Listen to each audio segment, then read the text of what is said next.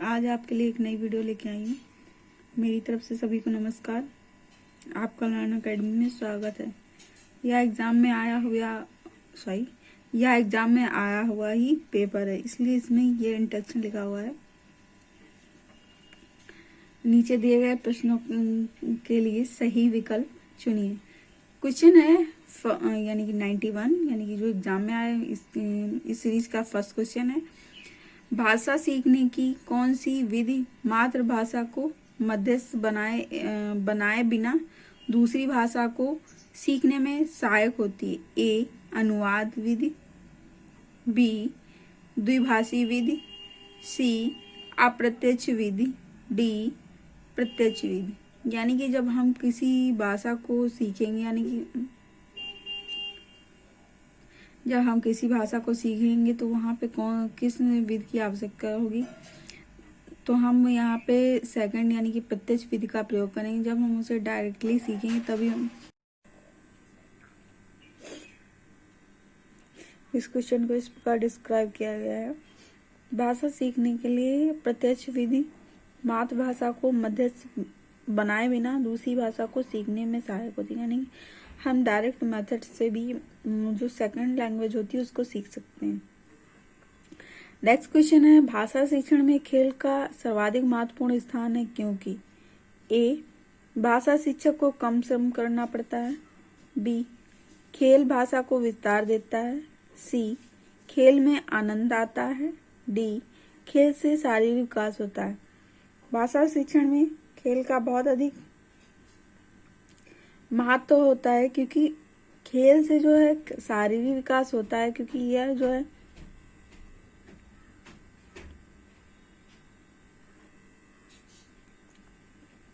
खेल के द्वारा ही बच्चे अपनी बातों को बहुत अधिक विस्तार से कह सकेंगे। इसीलिए खेल में जो है खेल का बहुत महत्वपूर्ण स्थान है भाषा शिक्षण में, क्योंकि खेल के द्वारा बच्चों की भाषा का विस्तार होता है।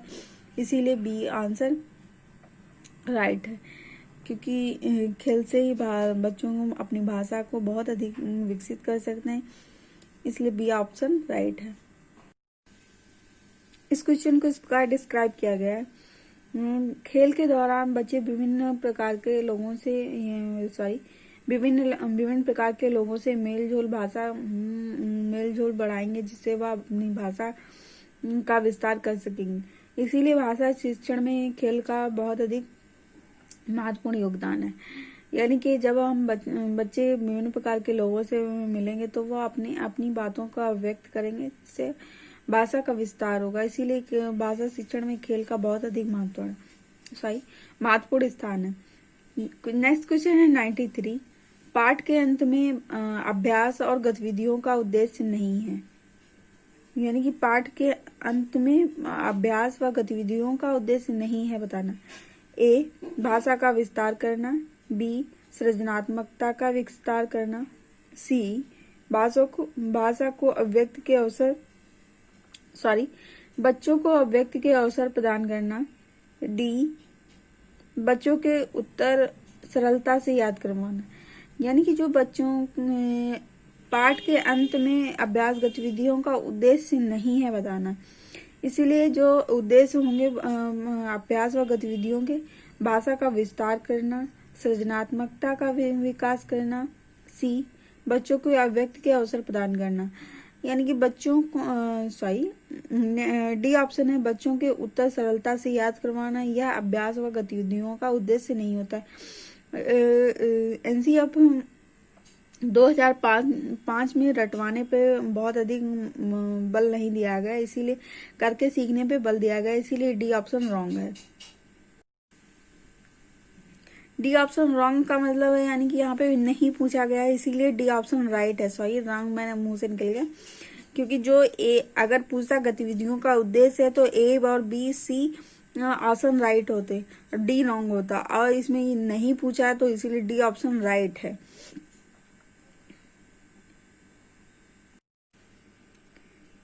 इस क्वेश्चन को इस प्रकार डिस्क्राइब किया गया है, विद्यार्थियों के प्रश्नों के उत्तर सरलता से याद करवाने का कार्य पाठ के अंत में अंत में अभ्यास व गतिविधियों का उद्देश्य नहीं है, यानी कि इसे जो ऑप्शन में लिखा गया वही है, इसको बताया गया। नेक्स्ट क्वेश्चन है पठन पाठन के अंत में ऐसे अभ्यास व गतिविधियां हो जो, यानी कि बताना है इसमें। ए, सरल भाषा वाले हों।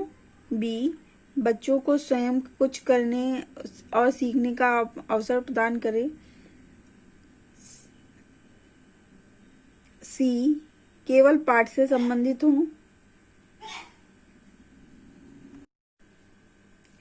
इस क्वेश्चन के ऑप्शन इस प्रकार हैं। ए ऑप्शन है सरल भाषा वाले हों। बी, बच्चों को स्वयं कुछ करने व सीखने का अवसर प्रदान करें। सी, केवल पाठ से संबंधित हों। डी, पाठ पर बिल्कुल आधारित ना हो। यानी कि इसमें बताना है कि जो पठन पाठन के अंत में ऐसे अभ्यास व गतिविधियां होनी चाहिए जिसके द्वारा बच्चे क्या करेंगे। ए ऑप्शन और सी ऑप्शन और डी ऑप्शन जो कि लिखा हुआ सरल भाषा वाले, ऐसा कुछ भी नहीं हो सकता कि कुछ कठिन भी हो सकता है। केवल पाठ से संबंधित हो, ऐसा भी नहीं है कि केवल वही बताया जाएगा बच्चों जो केवल पाठ से संबंधित हो। डी ऑप्शन लिखा हुआ है पाठ पर बिल्कुल आधारित ना हो।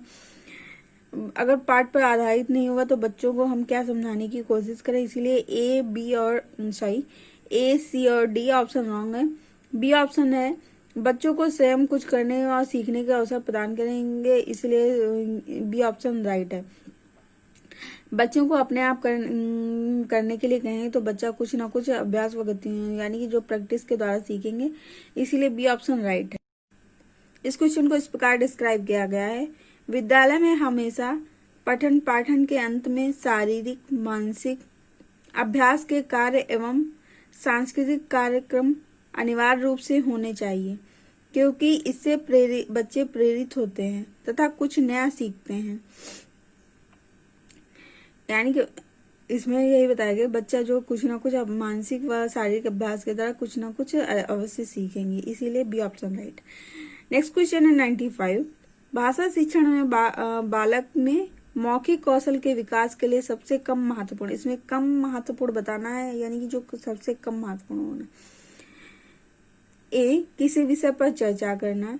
बी, बच्चों की बात धैर्य से सुनना। सी, प्रश्नों के उत्तर पूछना। डी, अपनी बात कहने का पूरा मौका देना। यानी कि इसमें कम महत्वपूर्ण पूछा गया, इसीलिए अगर महत्वपूर्ण पूछा गया होता ए और बी और डी ऑप्शन राइट होते। इसमें किसी विषय पर चर्चा करेंगे तो बच्चा अपने अपने विचारों को व्यक्त करेंगे। आओ हम अपने बच्चों की जो हमारे स्टूडेंट हैं, हमें उनकी बातों को बहुत आराम से और धैर्यपूर्वक सुनना चाहिए। बच्चा कहने की कोशिश करें और बच्चों को किसी विषय पर कहने के उन्हें अपनी बात कहने का पूरा मौका देने चाहिए। इसीलिए अगर ये पूछता महत्व कौन से ऑप्शन महत्वपूर्ण है, इसलिए ए और बी और डी ऑप्शन राइट होते और सी ऑप्शन रॉन्ग होता। मगर इस क्वेश्चन के इसमें ये पूछा गया सबसे कम महत्वपूर्ण क्या है, तो बच्चों के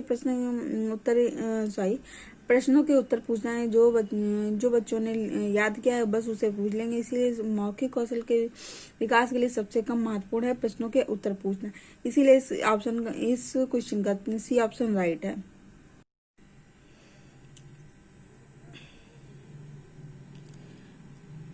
इस क्वेश्चन को इस प्रकार डिस्क्राइब किया गया। भाषा शिक्षण में बालक में मौखिक कौशल के विकास के लिए परम आवश्यक तत्व है कि विषय वस्तु पर सम्यक चर्चा तथा उस पर बच्चों की बातों को ध्यान से सुना जाए, ना कि प्रश्नोत्तर, यानी कि बच्चों के प्रश्न और उत्तर सुने जाएं। या क्वेश्चन पेपर जो यह क्वेश्चन 22 फरवरी 2015 का है। अगर वीडियो अच्छी लगे तो लाइक करें और शेयर करें। नेक्स्ट क्वेश्चन है भाषा सीखने में मातृभाषा का व्याघात है। व्याघात। ए ऑप्शन है आंशिक रूप से होता है। बी, पूर्ण रूप से होता है। सी, नहीं होता है। डी, होता है। भाषा सीखने में मातृभाषा का जो मातृभाषा का व्याघात जो है आंशिक रूप से होता है, इसीलिए इसका ए ऑप्शन राइट है।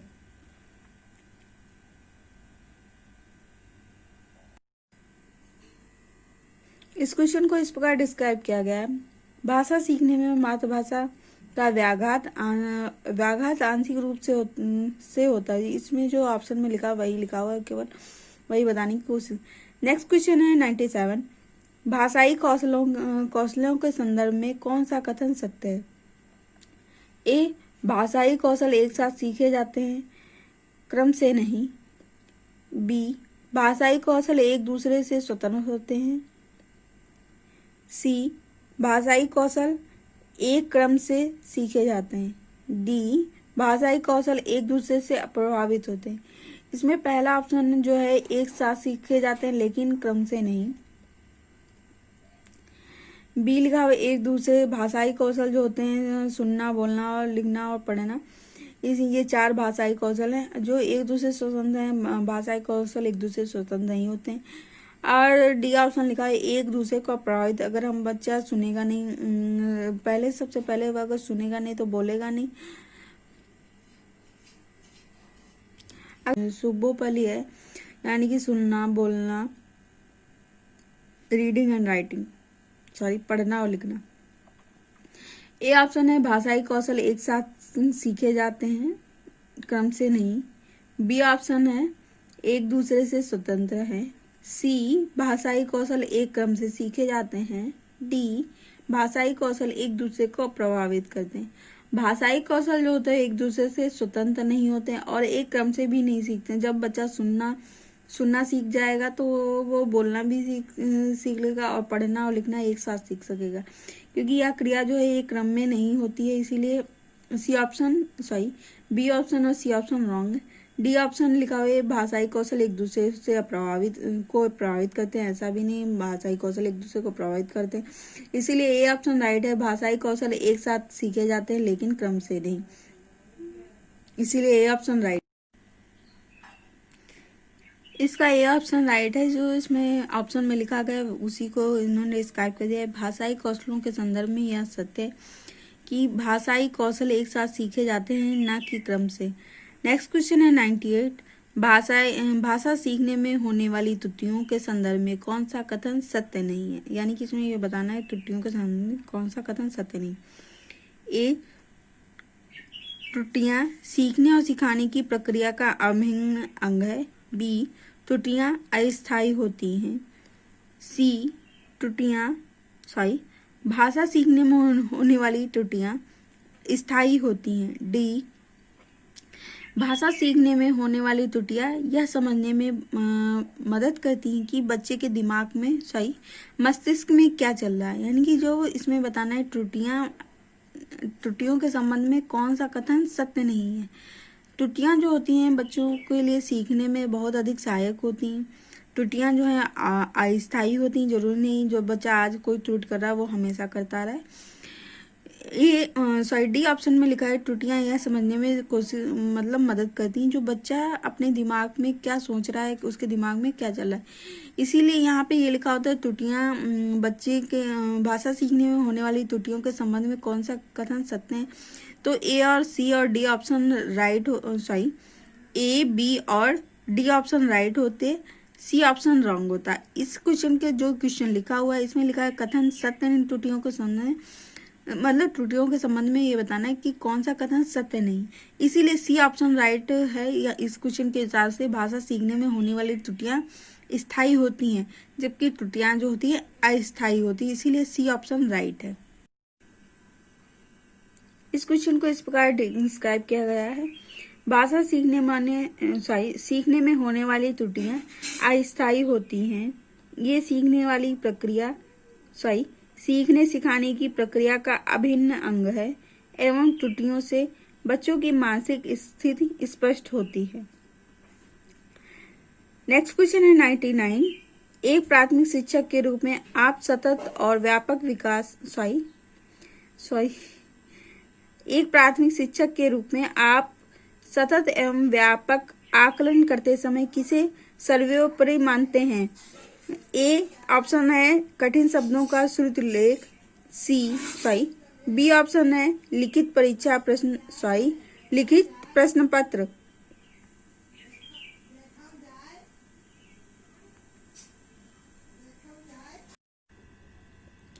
भाषा, इसका सी ऑप्शन राइट है।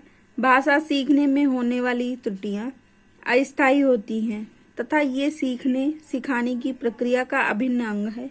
एम त्रुटियों से बच्चों की मानसिक स्थिति भी स्पष्ट होती है। नेक्स्ट क्वेश्चन है 99। एक प्राथमिक शिक्षक के रूप में आप सतत और व्यापक आकलन करते समय किसे सर्वोपरि मानते हैं?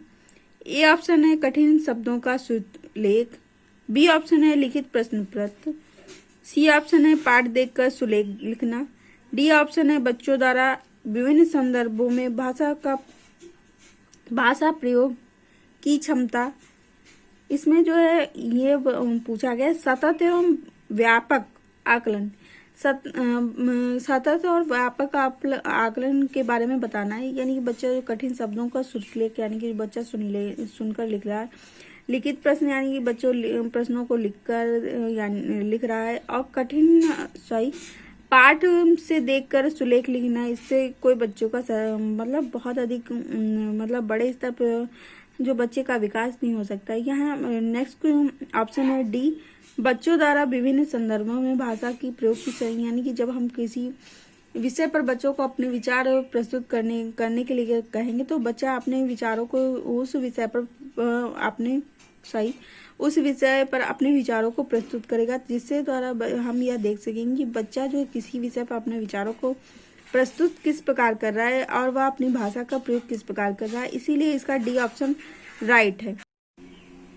इस क्वेश्चन को इस प्रकार डिस्क्राइब किया गया है। प्राथमिक शिक्षक के रूप में बच्चों द्वारा विभिन्न संदर्भों में भाषा प्रयोग की कला पहली प्राथमिकता होनी चाहिए, अन्यथा बच्चा बोलने में त्रुटियां करेगा, अतः शिक्षक में इस पर विशेष ध्यान देना चाहिए। इसीलिए इस क्वेश्चन का डी ऑप्शन राइट है। नेक्स्ट क्वेश्चन है 100। प्राथमिक स्तर पर बच्चों के प्राथमिक स्तर पर बच्चों के पठन क्षमता का आकलन करने में किस प्रकार की सामग्री सर्वाधिक महत्वपूर्ण है? ए, आतंकवाद पर आधारित निबंध, बी, बाल साहित्य की कोई संवादात्मक कहानी, सी, पाठ्य पुस्तक, डी, औपचारिक पत्र। प्राइमरी लेवल के लिए बच्चों के लिए बताना है कि बच्चों के पठन यानी कि जो बच्चा पढ़कर बहुत अधिक कुछ सीखने के लिए आवश्यक है। ए ऑप्शन जो कि गलत है, क्योंकि इसमें आतंकवाद पर बच्चों को ऐसा कोई हम सब्जेक्ट नहीं देंगे जिसमें बच्चा कुछ समझ ना सके और बच्चे के दिमाग को कोई किसी प्रकार की क्षति हो, इसीलिए आतंकवाद से संबंधित कोई भी हम प्रश्न बच्चों के लिए नहीं देंगे। सी ऑप्शन है पाठ्य पुस्तक का देंगे, लेकिन बच्चों से बाल साहित्य यानी कि जो डी ऑप्शन है औपचारिक पत्र बच्चों प्राइमरी लेवल के बच्चों के लिए बहुत अधिक आवश्यक नहीं है, इसीलिए बी ऑप्शन राइट है जिसमें लिखा है बाल साहित्य की कोई संवादात्मक कहानी। बच्चों यानी कि जो बच्चों को दिमाग को भी अच्छी लगे और बच्चा कुछ ना कुछ उससे सीखे भी, इसीलिए इस क्वेश्चन का बी ऑप्शन राइट है, बाल साहित्य पर कोई संवादात्मक कहानी। इसका बी ऑप्शन राइट है। इसको इस प्रकार डिस्क्राइब किया गया है। प्राथमिक स्तर पर बच्चों के पठन क्षमता का आकलन करने में बाल साहित्य की कोई संवादात्मक कहानी का होना अनिवार्य है, इससे बच्चों का मानसिक विकास में तीव्रता आती है। नेक्स्ट क्वेश्चन है, पहली और दूसरी कक्षा में भाषा शिक्षण के साथ ही कला शिक्षण को समेकित करने का उद्देश्य नहीं है, यानी कि इसमें उद्देश्य बताना नहीं, जो कि बताना है ए, चित्रों के माध्यम से अभिव्यक्ति का विकास, बी, बच्चों द्वारा आनंद की प्राप्ति, सी, बच्चों के लेखन में परिपक्वता लाना, डी, बच्चों की रचनात्मक विकास। यानी कि बच्चों भाषा शिक्षण के साथ कला शिक्षण में समेकित करने का उद्देश्य नहीं है बताना है। भाषा शिक्षण के साथ में इसमें कला शिक्षण को समेकित करने का उद्देश्य नहीं बताना है, यानी कि जो बच्चा इसमें भाषा भी शामिल हो और कला यानी कि जो ड्राइंग भी शामिल हो, दोनों चीजें शामिल करने का उद्देश्य बताना है इसमें। इसमें ए वाला है जिसमें चित्रों के माध्यम से अभिव्यक्ति का विकास, यानी कि इसमें तो बच्चों भाषा का भी विकास होगा, ड्राइंग का भी होगा। बच्चों द्वारा, बी ऑप्शन में दिया गया बच्चों द्वारा आनंद की प्राप्ति, इसमें आनंद की भी प्राप्त होगी। बच्चा जो कुछ अगर कहानी होगी उसमें कुछ डायग्राम होंगे उसके द्वारा बच्चों को आनंद की प्राप्ति होगी। डी ऑप्शन है बच्चों को रचनात्मक विकास, बच्चा कुछ चित्रों के माध्यम से और कुछ भाषा के माध्यम से कुछ सीखेगा तो उनका यानी कि बच्चों का रचनात्मक विकास भी होगा। सी ऑप्शन है बच्चों के लेखन में परिपक्वता लाना, इसके द्वारा सी ऑप्शन के द्वारा बच्चों के भाषा शिक्षण में तो विकास होगा लेकिन बच्चों के कला शिक्षण में विकास नहीं होगा, इसीलिए इसका C option C option right है, यानी कि इस क्वेश्चन के हिसाब से राइट है, यानी कि उद्देश्य नहीं है, इसके लिए सी ऑप्शन राइट है। इनको इस प्रकार डिस्क्राइब किया गया है। पहली दूसरी कक्षा में भाषा शिक्षण के साथ ही कला शिक्षण को समेकित करने का उद्देश्य है। बच्चों के लेखन में परिपक्वता का उद्देश्य बच्चों के लेखन कार्य में परिपक्वता लाना नहीं, अपितु भाषा के उच्चारण पर उनकी विशेष निगरानी करना है। नेक्स्ट क्वेश्चन है 102। प्राथमिक स्तर पर बच्चों के घर की भाषा को अपनी कक्षा में स्थान देना जरूरी है क्योंकि घर की भाषा सरल होती है। बी, बच्चे ने अभी पूर्णता नहीं सीखी है। सी ऑप्शन, बच्चे की भाषाई पूंजी है। डी ऑप्शन है मानक स्वरूप लिए है। इसमें जो बच्चों की घर की भाषा होती है वही बच्चों अपनी भाषा जो बच्चा घर पर सीख रहा है, जो बच्चा भाषा बोल रहा है उसी की तरह बस केवल वही अपनी भाषा के द्वारा अपनी चीजों को अभिव्यक्त कर सकता है, इसीलिए इसका सी ऑप्शन राइट है। ए, बी और डी ऑप्शन बच्चा जो घर पर बोला है वह मानक भाषा नहीं हो सकती है, इसीलिए ए ऑप्शन और बी ऑप्शन और डी ऑप्शन रॉन्ग है, इसीलिए इस क्वेश्चन का सी ऑप्शन राइट है। इस क्वेश्चन को इस प्रकार डिस्क्राइब किया गया है। प्राथमिक स्तर पर बच्चों की घर की भाषा को अपनी कक्षा में स्थान देना आवश्यक इसलिए है क्योंकि घर की भाषा बच्चों की भाषाई पूंजी होती है।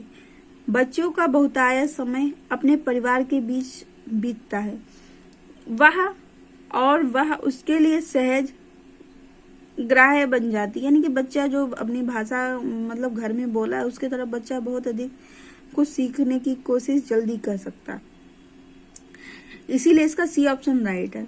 नेक्स्ट क्वेश्चन है 103। भाषा सीखने सिखाने के संदर्भ में गृह कार्य का उद्देश्य होता है। ए, सीखने को विस्तार देना। बी, अभिभावकों को प्रसन्न करना। सी, बच्चों को कार्य में व्यस्त रखना। डी, कापियां भरवाना। इस क्वेश्चन को तो बताने के लिए कोई आवश्यक नहीं, बच्चों को बी और सी और डी ऑप्शन रॉन्ग है, इसीलिए इसका ए ऑप्शन राइट है। बच्चों के जो है सीखने पर जोर दिया जाएगा, गृह कार्य का उद्देश्य यही होता है, इसीलिए इसका ए ऑप्शन राइट। क्वेश्चन को इस प्रकार डिस्क्राइब किया गया है। भाषा सीखने सिखाने के संदर्भ में गृह कार्य का उद्देश्य सीखने में विस्तार देना है। गृह कार्य देने से बच्चों को स्कूल के अलावा घर पर भाषागत अभ्यास होता है, इससे भाषा सीखने में उन्हें मदद होती है। Next question 104। भाषा अर्जन के संबंध में कौन सा कथन सत्य है? ए, भाषा सीखना एक उद्देश्य होता है। बी, समाज सांस्कृतिक परिवेश के अनुसार अर्थ ग्रहण की प्रक्रिया स्वाभाविक होती है। सी, भाषा अर्जन में बच्चे को बहुत अधिक प्रयास करना पड़ता है। डी, भाषा अर्जन में किसी अन्य भाषा का व्याघात होता है। इसमें भाषा अर्जन के लिए बताना है, भाषा अर्जन यानी कि जो वाइगोत्स्की के अनुसार है, समाज जो भाषा अर्जन जो होती है वो हम समाज में रहकर सीख सकते हैं, इसीलिए इसका बी ऑप्शन राइट है। समाज संस्कृत परिवेश के अनुसार अर्थ ग्रहण की प्रक्रिया स्वाभाविक है, इसमें जो वाइगोत्स्की का सिद्धांत है उसी के अनुसार ये बी ऑप्शन राइट है। इसके ए और सी और डी ऑप्शन रॉन्ग है। इस क्वेश्चन में ऑप्शन को ही बस डिफाइन किया गया है। भाषा अर्जन में समाज सांस्कृतिक परिवेश के अनुसार अर्थ ग्रहण की प्रक्रिया स्वाभाविक होती है। नेक्स्ट क्वेश्चन 105, भाषा विकास के संबंध में कौन सा कथन सही नहीं है, यानी सही बताना है इसमें। ए ऑप्शन है भाषा व्यक्ति निरपेक्ष होती है। बी, बड़ों का संपर्क भाषा विकास की गति को तीव्र कर देता है। सी, भाषा विकास व्यक्ति सापेक्ष है। डी, प्रारंभिक भाषाई परिवेश की समृद्धता भाषाई विकास में सहायक होती है। इसमें ये बताना है कि कौन सा कथन यानी कि सही नहीं है। भाषा इसमें ये लिखा है, पहले बी ऑप्शन में लिखा है जो बड़ों यानी कि जो बड़े व्यक्ति उनके विकास की भाषा का विकास बहुत अधिक तेजी से होता है। सी ऑप्शन में भाषा व्यक्ति सापेक्ष यानी कि बच्चे व्यक्ति जो होता है सापेक्ष। डी ऑप्शन में है भाषाई परिवेश समृद्धता भाषाई विकास में सहायक है। यानी कि इसमें जो बी ऑप्शन और सी ऑप्शन इस क्वेश्चन के अनुसार रॉन्ग है। इसका ए ऑप्शन राइट है, यानी कि बताना है भाषा विकास के संबंध में कौन सा कथन सही नहीं है। इस क्वेश्चन के अनुसार ए ऑप्शन राइट है, भाषा विकास व्यक्ति निरपेक्ष है। इसमें व्यक्ति निरपेक्ष नहीं होगा। अगर बच्चे व्यक्ति निरपेक्ष होता है वो जो है भाषा कहाँ से सीखेगा। अगर वह समाज में नहीं रहेगा तो कहाँ से वह अपनी बातें किससे करेगा और वो किस प्रकार की भाषा का प्रयोग करेगा। इसलिए ए ऑप्शन राइट है इसका। इसके डिस्क्राइब में भी कुछ नहीं लिखा हुआ है, बस यही ऑप्शन को ही लिख दिया है, भाषा विकास व्यक्ति निरपेक्ष है। अगर वीडियो अच्छी लगे तो लाइक करें, शेयर करें और चैनल को सब्सक्राइब करें। धन्यवाद।